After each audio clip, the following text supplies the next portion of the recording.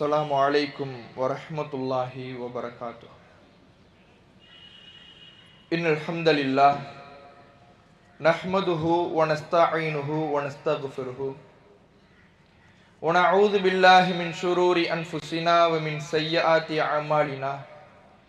من يهده الله فلا مضل له ومن يضلله فلا هادي له.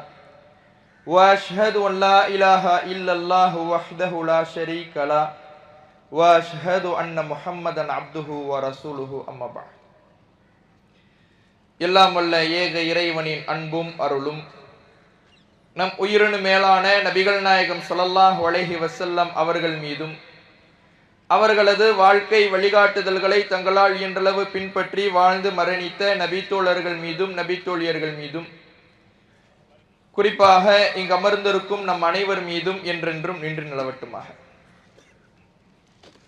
நபிகள் நாயகம் ஸல்லல்லாஹு அலைஹி வஸல்லம் அவர்கள் பெருநாள் என்ற இந்த வணக்கத்தை தொழுகை, உரை, திடலில் கேட்கப்படுகின்ற பிரார்த்தனை என்ற பல கூட்டு அமலைத்தான் நபிகள் நாயகம் ஸல்லல்லாஹு அலைஹி வஸல்லம் அவர்கள் நமக்கு வழிகாட்டியிருக்கிறார்கள். அதனால் இந்த பெருநாளின் முழு நன்மையை அடைகின்ற வகையில் இந்த எல்லா காரியங்களிலேயும் சகோதர சகோதரிகள் கலந்து கொண்டு செல்லுமாறு கேட்டுக்கொள்கிறோம். கண்ணியத்திற்குரிய எல்லாம் வல்ல அல்லாஹுவின் நல்லடியார்களே, அல்லாஹுவின் மாபெரும் கிருபையினால் புனிதமிக்க ரமதான் மாதத்தை நாம் நிறைவு செய்துவிட்டு நபிகள் நாயகம் ஸல்லல்லாஹு அலைஹி வஸல்லம் அவர்கள் காட்டி தந்த வழியிலே பெருநாள் தொழுகையை மகிழ்ச்சியோடு நிறைவேற்றி நாம் எல்லாம் அமர்ந்திருக்கின்றோம். அல்லாஹுடைய தூதர் நோன்பாளிக்கு கிடைக்கின்ற மகிழ்ச்சியை பற்றி சொல்லுகிற பொழுது, இதா அஃப்தர ஃபரிஹ, ஒரு நோன்பாளி தான் நோன்பு திறக்கின்ற பொழுது மகிழ்ச்சி அடைகிறான். வ இதா லக்கிய ரப்ப ஃபரிஹ பி சௌமி, தன்னுடைய ரப்பை மறுமை நாளில் சந்திக்கின்ற பொழுது, நோன்பின் காரணமாக மறுமை நாளில் அல்லாஹ்வை சந்திக்கின்ற பாக்கியத்தை பெறுகின்ற பொழுது ஒரு அடியான் சந்தோஷம் அடைகிறான் என்று நபிகள் நாயகம் ஸல்லல்லாஹு அலைஹி வஸல்லம் அவர்கள் சொல்லி காட்டுகிறார்கள். நோன்பாளிக்கு கிடைக்கக்கூடிய மிகப்பெரிய பரிசு, மிகப்பெரிய பாக்கியம், அல்லாஹ் ரப்புல் ஆலமீனை மறுமை நாளிலே அவனை காணக்கூடிய இன்பம்தான். அதுதான் ஒரு அடியானுக்கு கிடைக்கக்கூடிய மிகப்பெரிய பாக்கியமாக மார்க்கம் சொல்லி காட்டுகிறது. அந்த பாக்கியத்தை, அந்த இன்பத்தை நோன்பாளிகளுக்கு அவர்களுடைய நோன்பின் காரணமாக இறைவன் பரிசளிப்பதாக நபிகள் நாயகம் ஸல்லல்லாஹு அலைஹி வஸல்லம் அவர்கள் நமக்கு வாக்களிக்கிறார்கள். அப்ப இந்த பரிசு, இறைவனை காணுதல் என்கின்ற மாபெரும் பாக்கியம் வெறுமனே நாம் பசித்திருந்ததற்காக கொடுக்கப்படுகின்ற பரிசு அல்ல.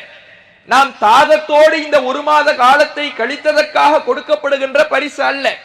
இந்த ரமதான் மாதம் எந்த நோக்கத்துக்காக நமக்கு தரப்பட்டிருக்கிறதோ, நோன்பு எந்த நோக்கத்துக்காக கடமையாக்கப்பட்டிருக்கிறதோ, அந்த நோக்கத்தை நாம் அடைந்து கொள்வதன் மூலமாகத்தான் இறைவனுடைய இந்த மிக பெரும் பரிசை மறுமை நாளிலே நம்மால் அடைந்து கொள்ள முடியும். அல்லாஹ்வை நாம் முகம் காண முடியும். அந்த இன்பத்தை நம்மால் அனுபவிக்க முடியும். அப்ப இந்த ரமதான் மாதம் எந்த நோக்கத்திற்காக கடமையாக்கப்பட்டிருக்கிறது என்பதை நாம் அறிந்து கொள்ள வேண்டும். அல்லாஹ் திருமறை குர்ஆனிலே சொல்லுகிறான், குத்திப அலைக்குமுஸ் ஸியாம் கமா குத்திப அலல்லதீன மின் கப்லிக்கும் லஅல்லக்கும் தத்தகூன், நீங்கள் இறையச்சம் உடையவர்களாக ஆவதற்காகத்தான் இந்த நோன்பு கடமையாக்கப்பட்டிருக்கிறது என்று அல்லாஹ் சொல்லுகிறான். நோன்பு கடமையாக்கப்பட்டதற்கான காரணமே இறையச்சத்தை நாம் பெற வேண்டும் என்பதற்காகத்தான். இறையச்சத்தை பெறுவது என்பது, இந்த ஒரு மாத காலத்துல நான் பள்ளிவாசலுக்கு வந்தேன், இரவு தொழுகைகள்ல கலந்து கொண்டேன், எல்லா ஐவேளை தொழுகையையும் நான் பள்ளிவாசலில் வந்து நிறைவேற்றினேன், பொய் பேசாமல் வாழ்ந்தேன், புறம் பேசாமல் வாழ்ந்தேன், தீய பழக்க வழக்கங்களை தவிர்த்து கொண்டேன், இந்த ஒரு மாத காலம் நான் சரியாக வாழ்ந்தேன் என்று இந்த ஒரு மாத காலத்தோடு இறையச்ச காரியங்களை சுருக்கிக் கொள்வதற்காக நோன்பு கடமையாக்கப்படவில்லை. இந்த ஒரு மாத காலம் என்பது வெறுமனே பயிற்சி தான். இந்த மாதத்தில் எடுக்கப்பட்ட பயிற்சி வாழ்நாள் முழுவதும் தொடர்வதுதான் நோன்பினுடைய மிக முக்கியமான நோக்கமாக இருக்கிறது. அல்லாஹுடைய அச்சத்தை, இறைவனுடைய பயத்தை இந்த ரமலான் மாதங்களில் எப்படி நாம் கடைபிடித்தோமோ அதே போல ஏனைய மாதங்களிலேயும் நாம் கடைபிடிக்க வேண்டும். தொழுகை விஷயத்திலே எப்படி சரியாக நடந்து கொண்டோமோ அதே போல ஏனைய மாதங்களிலேயும் நடந்து கொள்ள வேண்டும். ஹராம் ஹலால் விஷயத்திலே எப்படி பேணுதலாக நடந்து கொண்டோமோ அதுபோல ஏனைய மாதங்களிலேயும் நடந்து கொள்ள வேண்டும். இத்தகைய இரையச்ச மாற்றத்திற்காகத்தான் அல்லாஹ் இந்த ரமலான் மாதத்தை பயிற்சியாக தந்திருப்பதாக நமக்கு சொல்லி காட்டுகிறான். ஆனால் எத்தனையோ ரமலானை நாமும் கடந்து விட்டோம். இது மற்றுமொரு ரமலானாக இந்த ரமலான் நம்முடைய வாழ்க்கையிலே கடந்து போய்விடக் கூடாது. ஒவ்வொரு மனிதரும் தன்னுடைய வாழ்விலே இன்றைய தினத்திலே பெருநாள் தினத்திலே நாம் கடந்து வந்த ரமலானுடைய பயனை நாம் அடைவதற்காக நாம் ஒரு உறுதிமொழியை ஏற்றுக்கொள்ள வேண்டும். இந்த ரமலான் கடந்து போன ரமலானை போன்று இருந்துவிடக் கூடாது. மற்றும் ஒரு ரமலானாக நம்முடைய வாழ்நாளை இது கடந்துவிடக் கூடாது. இந்த ரமலானில் நான் பெற்ற பயனை பயிற்சியை வாழ்நாள் முழுவதும் தொடர வேண்டும் என்கின்ற உறுதிப்பாட்டை நாம் ஏற்றுக்கொள்ள வேண்டும். அதுக்கு என்ன செய்கிறது? ஒவ்வொரு காலமும் நம்முடைய வயதுக்கேற்ப ஒவ்வொரு ஆண்டு இந்த ரமலான் மாதம் நம்மை அடையத்தான் செய்கிறது, கடந்து போகத்தான் செய்கிறது. ஆனால் அதனுடைய முழு பலனை நம்மால் அடைந்து கொள்ள முடியவில்லையே, ஏன்? அதனுடைய கேள்வியை நம்முடைய உள்ளத்திற்குள்ளே கேட்டுக்கொள்ள வேண்டும். ஏனென்றால் இரையச்சத்திற்கான பயிற்சியை அல்லாஹ் நமக்கு எப்படி வழங்கி இருக்கிறான், எந்த அடிப்படையிலே நாம் பயிற்சி பெற்று இருக்கிறோம், இரையச்சம் இந்த ரமலான் மாதத்தில் இருந்ததற்கான காரணம் என்ன என்பதை உளப்பூர்வமாக ஆழமாக நாம் அறிந்து கொள்வதன் மூலமாகத்தான் ஏனைய மாதங்களில் நாம் செய்ய வேண்டிய காரியங்கள் என்ன என்பதை உணர முடியும். நபிகள் நாயகம் ஸல்லல்லாஹு அலைஹி வஸல்லம் அவர்கள் இந்த ரமலான் மாதம் எப்படியான பயிற்சியை தந்திருக்கிறது என்பதை நமக்கு விவரித்து காட்டுறாங்க. மிக முக்கியமாக இந்த ரமலான் மாத பயிற்சியிலே கவனிக்க வேண்டிய விஷயம் இரண்டு விஷயங்கள். அந்த இரண்டு விஷயங்கள் தான் ஒரு மனிதனை இரையச்சத்திலிருந்து தூரமாக்குவதற்கான பெரும்பான்மை காரியமாக இருக்கிறது. பாவத்தை நோக்கி ஒரு மனிதனை தூண்டுவதற்கு பெரும்பான்மை காரியமாக இருக்கிறது. நன்மையிலிருந்து ஒரு மனிதனை தூரமாக்குவதற்கு பெரும்பான்மை காரணமாக இருக்கிறது. அந்த இரண்டு காரியத்தையும் எப்படி நாம் கட்டுப்படுத்திக் கொள்ள வேண்டும் என்கின்ற பயிற்சியை இந்த ரமலான் மாதத்தில் அல்லாஹ் தருவதன் மூலமாக நம்முடைய இரையச்சத்தை அல்லாஹ் பரிசுத்தப்படுத்தி புதுப்பிக்கின்றார். எப்படி, என்ன அந்த இரண்டு காரியம் என்ன? ஒன்னு ஆசை, இன்னொன்னு பகை. இந்த இரண்டும் தான் பாவங்களுடைய நீரோடையாக, பாவங்களுடைய ஊற்றுக்கண்ணாக, பாவங்களுடைய பிறப்பிடமாக பெரும்பாலும் இந்த இரண்டு காரணங்கள் தான் வகிக்கிறது என்பதை மார்க்கமே நமக்கு சொல்லி காட்டுகிறது. நபிகள் நாயகம் ஸல்லல்லாஹு அலைஹி வஸல்லம் அவர்கள் மனிதன் எப்படியெல்லாம் வழி தவறுகிறான் என்பதை நமக்கு விவரிக்கின்ற பொழுது, ஷைத்தான் ஒவ்வொரு நன்மையான வழியிலையும் அமர்ந்து கொள்வானா. இன்னக ஷைத்தான கஅத அலா தரிகி, ஒரு மனிதனுடைய வழியிலே ஷைத்தான் அமர்ந்து கொள்வான். எந்தெந்த பாதைகளில் எல்லாம் அமர்வான்? மனிதனுடைய இஸ்லாம் என்கின்ற பாதையிலே அமர்வான், மனிதனுடைய ஹிஜ்ரத் என்கின்ற பாதையிலே அமர்வான், மனிதனுடைய ஜிஹாத் என்கின்ற பாதையிலே அமர்வான். மார்க்கத்திலே என்னவெல்லாம் நன்மையான காரியங்கள் சொல்லப்பட்டிருக்கிறதோ அந்த வழிகளிலே, பாதைகளிலே ஷைத்தான் அமர்ந்து கொண்டு ஆசை வார்த்தையை நம்முடைய உள்ளத்தில் போட்டு அந்த நன்மைகளிலிருந்து நம்மை தூரப்படுத்துவானா. நபிகள் நாயகம் ஸல்லல்லாஹு அலைஹி வஸல்லம் அவர்கள் சொல்லி காட்டுகிறார்கள், ஒரு ஹிஜ்ரத் செய்வதற்காக நாடுகிறார் என்றால் அவருடைய வழியில ஷைத்தான் அமர்ந்து கொள்வான். அவருடைய உள்ளத்துல ஆசை வார்த்தை போடுவான். எப்படி போடுவான்? நீ ஹிஜ்ரத் எல்லாம் போகாத, ஹிஜ்ரத் போனீன்னா கடிவாள பிணப்பட்ட, சங்கிலியால் பிணைக்கப்பட்ட குதிரைய மாதிரி தான் நீ வாழணும். உன் ஊரை விட்டுட்டு, உன் நாட்டை விட்டுட்டு வேற ஏதோ ஒரு ஊருக்கு போய் அகதியா வாழணும்னு நினைக்கிறிய, அதெல்லாம் ரொம்ப கஷ்டம் என்று ஒரு பயத்தை போட்டு நன்மையான காரியங்களிலிருந்து ஷைத்தான் நம்மை தூரப்படுத்துவானா. ஜிஹாதுக்கெல்லாம் போயிடாத. நபிகள் நாயகம் ஸல்லல்லாஹு அலைஹி வஸல்லம் அவர்களுடைய காலத்திலே போர்க்களங்கள் அன்றைய அரசியல் காரணங்களால் நடந்தது. அல்லாஹுடைய தூதர் அவர்களுடைய காலத்தில் நடந்த அந்த போர்களின் பொழுது சஹாபாக்களை தூரப்படுத்துவதற்காக ஷைத்தான் முஸ்லிம்களுடைய உள்ளத்திலே ஆசை வார்த்தையை போடுவான. நீ போயிடாத, நீ போய் கொல்லப்பட்டுட்டீன்னா உன் மனைவியை வேற யாராவது திருமணம் முடிச்சுக்குவாங்க, உன் சொத்தை எல்லாம் வேற யாராவது பங்கு வச்சுக்குவாங்க, அதனால நீ இந்த நன்மையில கலந்துக்காத. இப்படி ஒவ்வொரு நன்மையான காரியங்களிலேயும் ஷைத்தான் மனிதனை தூரப்படுத்துவதற்காக ஆசை வார்த்தையை சொல்லித்தான் தூரப்படுத்துவான் என்று அல்லாஹுடைய தூதர் அவர்கள் சொல்லி காட்டுகிறார்கள். அதே போல நபி ஆதம் நபி அவர்கள் முதல் மனிதர். அவர் ஒரு தவறை செய்கிறார், அதற்கான அடிப்படை காரணமும் ஆசையாகத்தான் இருக்கிறது. ஆதம் நபி அல்லாஹ்வால் படைக்கப்பட்டு சுவனத்திலே இருக்கின்றார்கள். அல்லாஹ் ரப்புல் ஆலமீன் எல்லா விதமான ஞானத்தையும் அவருக்கு கொடுத்து பரிசளிக்கின்றான். மிகப்பெரிய அந்தஸ்திலே ஆதம் நபி அவர்களை அல்லாஹ் வைக்கின்றான். ஆனால் அல்லாஹ் போட்ட ஒரே கட்டளை, மரத்தை நெருங்காதீர்கள். ஆனா ஷைத்தான் என்ன பண்ணா, இந்த மரம் எப்படிப்பட்டது தெரியுமா, இதிலிருந்து நீ சாப்பிட்டினா இந்த இடத்திலே நிரந்தரமா இருக்கலாம், உனக்கு அழியாத அதிகாரம் கிடைக்கும், ஆட்சி கிடைக்கும், அதனால இந்த மரத்துல கொஞ்சம் சாப்பிட்டா பிரச்சனை இல்லை என்று ஆசைகளை தூண்டி ஆதம் நபியை அந்த மரத்திலிருந்து சாப்பிட வைக்கின்றான். ஆதம் நபி தவறை செய்கிறார்கள், அல்லாஹ்வால் சுவனத்திலிருந்து வெளியேற்றப்படுகிறார்கள். அப்ப சுவனத்திலிருந்து வெளியேற்றப்பட்டு ஒரு பாவத்தை செய்வதற்கு காரணமாக அமைந்தது என்னவென்றால் அவர்களுடைய உள்ளத்தில் போடப்பட்ட ஆசை. ஷைத்தான் நம்மை வழிகெடுப்பதற்கு, இரையச்சத்திலிருந்து தூரப்படுத்துவதற்கு நம்முடைய உள்ளத்தில் ஆசைகளைத்தான் விதைப்பான். இதை கட்டுப்படுத்துவதற்கு ரமலான் ஒரு பயிற்சியை நமக்கு தந்திருக்கின்றார். நபிகள் நாயகம் ஸல்லல்லாஹு அலைஹி வஸல்லம் அவர்கள் சொல்லுகிறார்கள், யத்ருக்கு தஆமஹு வ ஷராபஹு வ ஷஹ்வதஹு மின் அஜ்லி.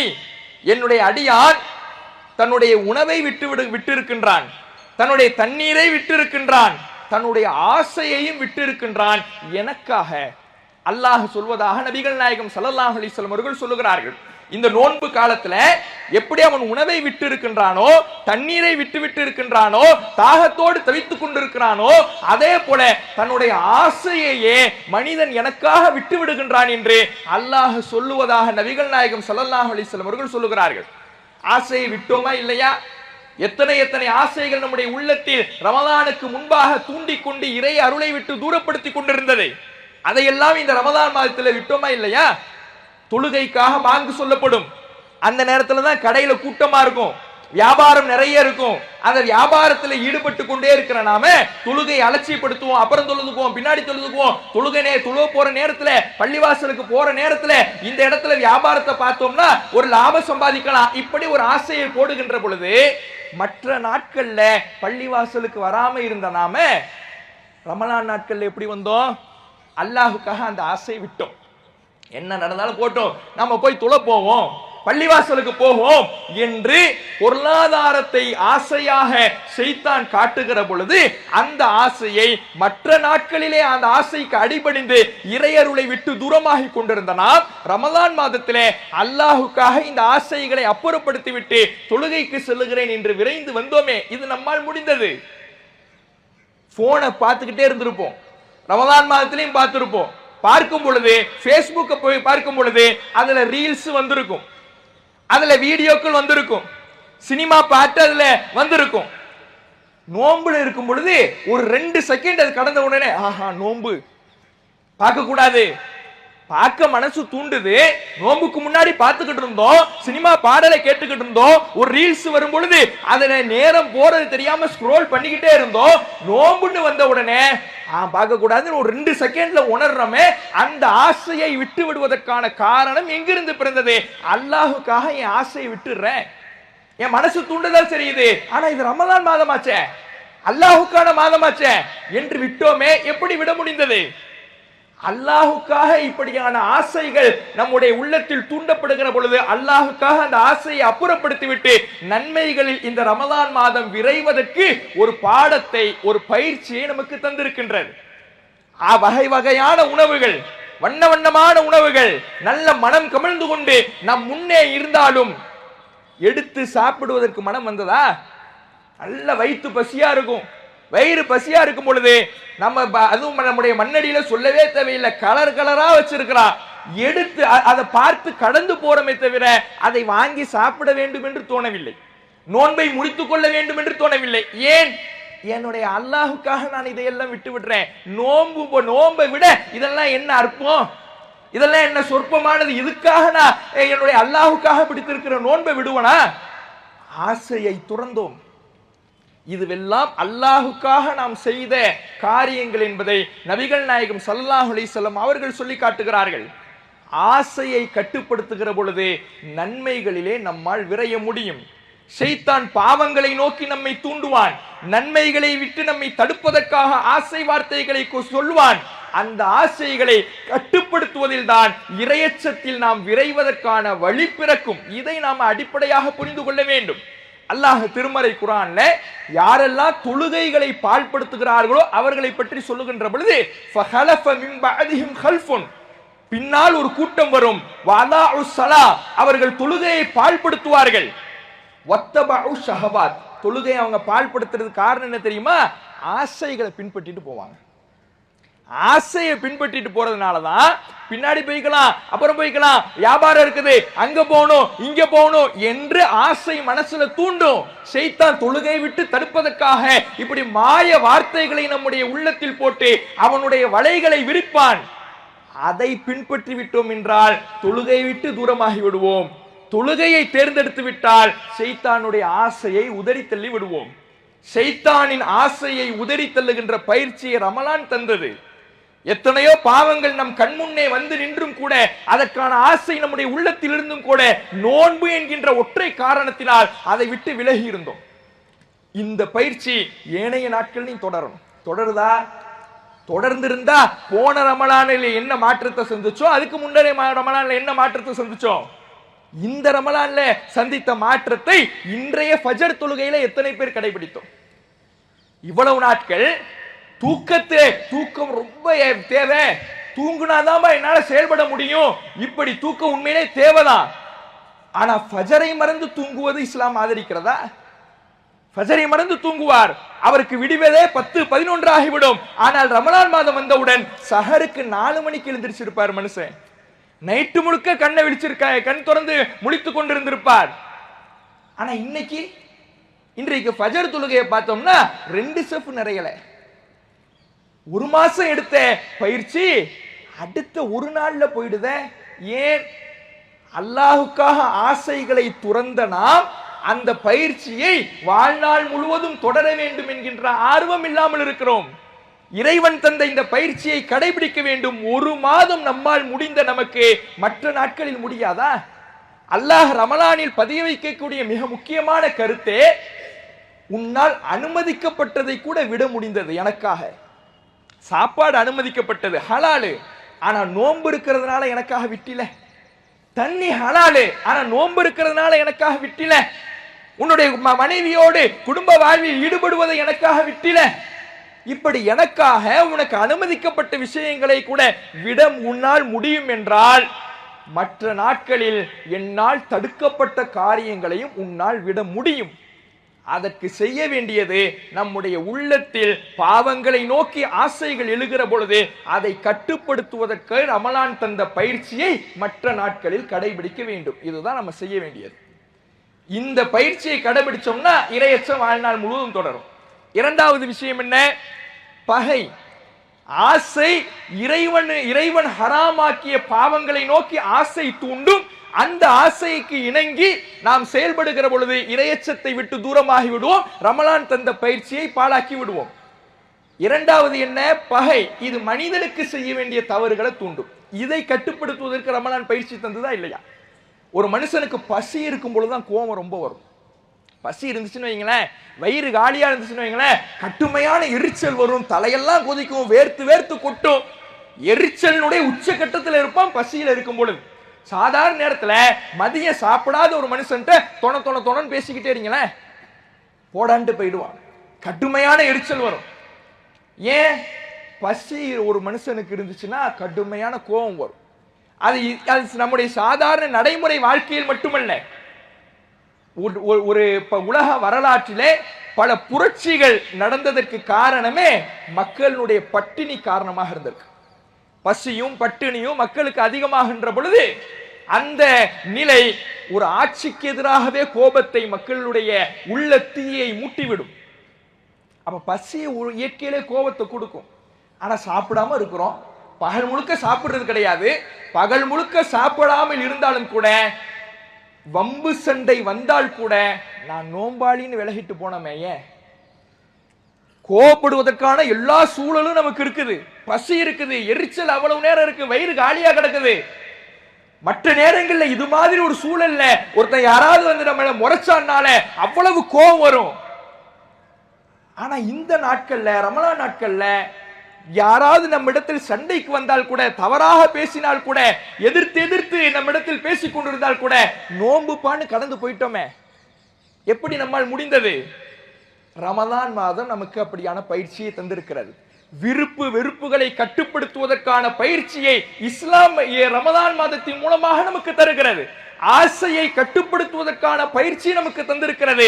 இந்த இரண்டையும் நாம் உணர்ந்தோம் என்றால் எப்படி கட்டுப்படுத்தணும் யோசிச்சு பார்ப்போமே. ஒரு மாச காலம் எப்படி இருந்தோம்? ஆசையை கட்டுப்படுத்திக்கிட்டு இருந்தோம், வெறுப்பை கட்டுப்படுத்திக்கிட்டு இருந்தோம். நம்மளால முடிஞ்சுச்சே, நம்மால இருக்க முடிஞ்சதே. நம்மால் இந்த ஒரு மாத காலம் இருக்க முடிந்தது என்றால் ஒரு வருட காலமும் இருக்க முடியும், ஏனைய மாதங்களிலேயும் நம்மால் இருக்க முடியும் என்பதை நாம் உணர வேண்டும். அதில்தான் நாம் ரமலானில் பெற்ற பயிற்சியை நம்முடைய வாழ்நாள் முழுவதும் தொடர்ந்து அல்லாஹ்வை சந்திக்கின்ற பாக்கியத்தை பெற முடியும். அல்லாஹ் ரப்பல் ஆலமீன் திருமறை குர்ஆனிலே கேட்கிறான், அஉநப்பியுக்கும் பிஹமின் ஹைரின் மின் தாலிக்கும், இதைவிட சிறந்ததை உங்களுக்கு நான் அறிவிக்கட்டுமா? நல்லா கேட்கிறான். எதை விட சிறந்ததை? இந்த உலகத்துல மனிதனுக்கு இருக்கிற ஆசாபாசங்களை எல்லாம் அல்லாஹ் பட்டியல் போடுறான். பட்டியல் போட்டுட்டு இந்த ஆசைகளை எல்லாம் விட சிறந்ததை உங்களுக்கு நான் அறிவிக்கட்டுமா? லில்லதீன இத்தகவ் இன்த ரப்பிஹிம், இறைவனை அஞ்சுபவர்களுக்கு அவர்களுடைய இறைவனிடத்தில் ஜன்னாத்துன் தஜ்ரி மின் தஹ்திஹல் அன்ஹார், ஆறுகள் கீழ்புறத்திலே ஓடிக்கொண்டிருக்கக்கூடிய சுவன பூஞ்சோலைகள் அந்த நன்மக்களுக்காக, இறையச்சவாதிகளுக்காக ரமலானில் ஒவ்வொரு வருடமும் இறையச்சத்தை புதுப்பித்து விட்டு மற்ற ஏனைய மாதங்களிலேயும் இறையச்சத்தோடு நடக்கக்கூடிய மக்களுக்காக அல்லாஹ் சுவன பூஞ்சோலையை தயார் செய்து வைத்திருக்கிறான். காலிதீன ஃபிஹா, அதிலே அவர்கள் நிரந்தரமாக இருப்பார்கள். வ அஸ்வாஜு முத்தஹரா, அவர்களுக்கு தூய்மையான துணைவியர்கள் இருப்பார்கள். ஒரு ரிதுவானும் மினல்லாஹ், அல்லாஹ்விடமிருந்துள்ள பொருத்தமும் அவர்களுக்கு கிடைக்கும். இந்த பாக்கியம் யாருக்கு கிடைக்கும்னா, ஒரு மாசம் நான் இறையச்சவாதியா இருந்தேன், ஒரு மாசம் பள்ளிவாசல் தொடர்புல இருந்தேன், ஒரு மாசம் கரெக்டா இருந்தேன், அவர்களுக்கு அல்ல. அந்த பயிற்சியை வாழ்நாள் முழுவதும் தொடர்பவர்களுக்கு அதுதான் பிரயோஜனம். பயிற்சி எடுத்து அதை அப்படியே விட்டுட்டோம்னா ஏதாவது பிரயோஜனம் இருக்குதா? நம்ம பிள்ளைய, நம்ம மகனை போய் கம்ப்யூட்டர் கிளாஸ் சேர்த்து விடுறோம், நல்ல போட்டோஷாப் அது இதுன்னு நல்லா கத்துக்கிட்டவன் சும்மாவே வீட்டில் உட்காந்துருக்கிறான், வேலைக்கே போகல.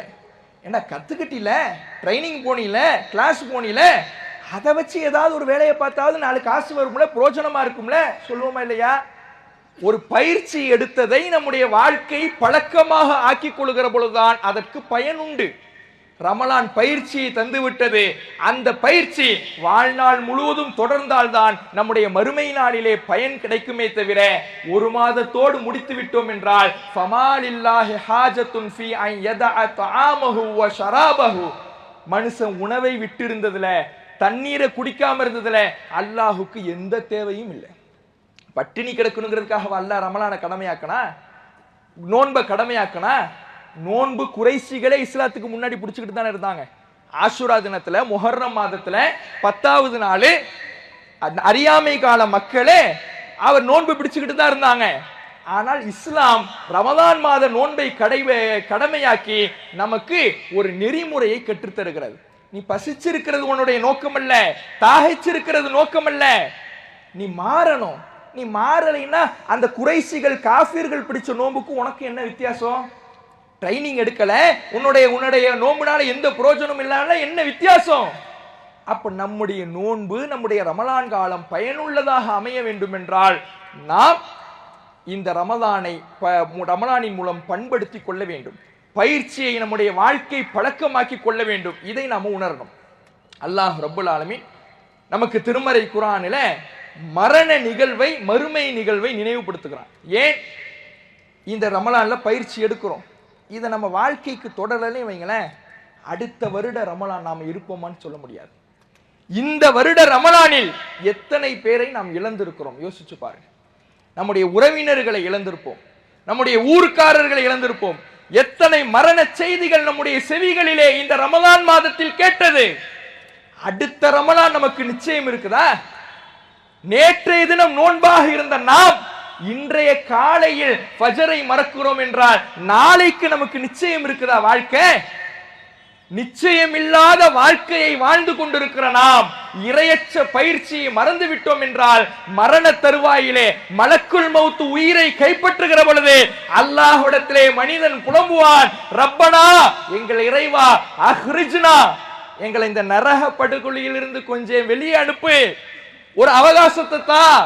நஅமல் சாலிஹன் கைரல்லதி குன்னான அமல். உலகத்துல வாழும் பொழுது எதையெல்லாம் செய்யாம அலட்சியமா இருந்துகிட்டு இருந்தனோ, பின்னாடி செஞ்சுக்கலாம்னு நான் விட்டுக்கிட்டு இருந்தனோ, அதையெல்லாம் நீ தரக்கூடிய சின்ன அவகாசத்துல போய் செய்து விட்டு வந்து விடுகிறேன் ரப்பே. மனிதன் புலம்புவான். அல்லாஹ் சொல்வான், அவலம் நுஅம்மிருக்கும் மா யததக்கரு ஃபீஹி மன் ததக்கர். படிப்பினை பெற்று திருந்துபவனுக்கு என்ன கால அவகாசம் தேவையோ அதை உன் வாழ்நாளாக நான் தரவில்லையா? உனக்கு வாழ்நாள் காலத்தை தந்தன.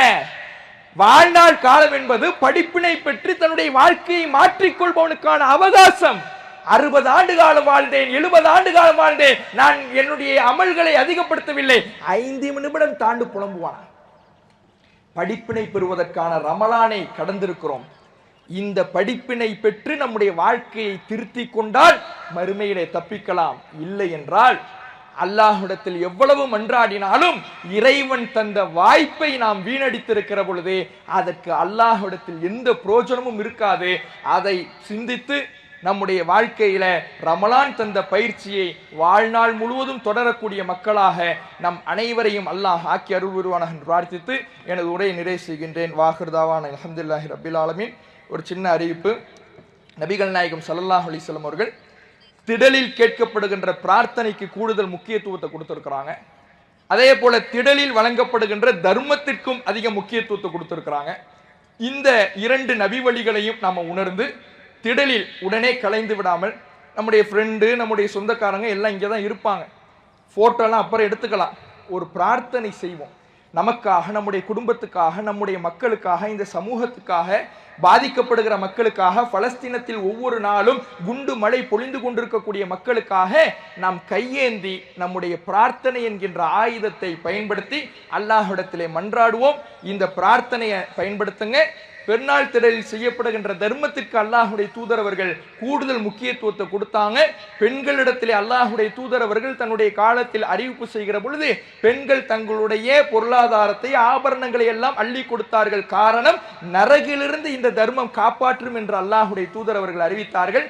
இந்த 2 நபி வழிகளையும் நாம கடைபிடிக்க வேண்டும். அதே போல பெருநாள் தினத்துக்கு ரசூலுல்லாஹ் ஒரு வழியில் வந்தால் வேறு வழியில் திரும்பி செல்வார்கள் என்ற நபி வழியும் இருக்கும். அதையும் நாம கவனத்தில் கொள்ள வேண்டும். அஸ்ஸலாமு அலைக்கும் வரஹ்மத்துல்லாஹி வபரகாத்துஹு.